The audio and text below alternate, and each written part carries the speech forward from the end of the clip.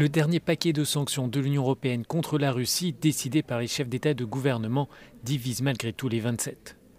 Une majorité d'États membres pense que ces mesures paralyseront lentement l'économie russe, mais certaines capitales estiment qu'elles ne sont pas suffisamment sévères pour dissuader Moscou de poursuivre la guerre.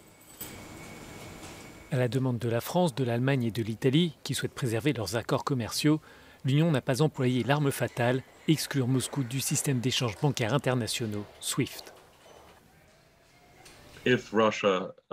Si la Russie ne peut plus participer activement au système financier international, alors cela a un impact majeur. Il devient très difficile de gérer des institutions financières en Russie et cela coupe efficacement les financements extérieurs.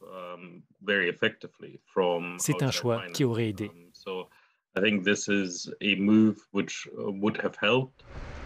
Les importations de gaz et de pétrole ne sont pas non plus sur la table. Autrement dit, les principales ressources économiques de la Russie sont épargnées. Les banques russes peuvent donc toujours financer les ventes d'hydrocarbures et permettre ainsi à Vladimir Poutine de poursuivre la guerre en Ukraine.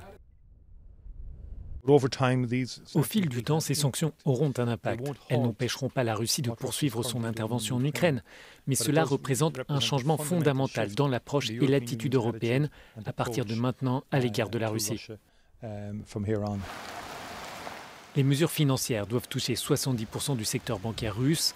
Les limitations d'exportation concernent les semi-conducteurs et des pièces d'Airbus. Autrement dit, les transporteurs aériens russes seront privés de moyens au fur et à mesure que leurs appareils se détériorent. Prises ensemble, ces sanctions doivent entraîner une lente érosion du niveau de vie, ce qui pourrait à terme alimenter le mécontentement de la population à l'égard de son président, Vladimir Poutine.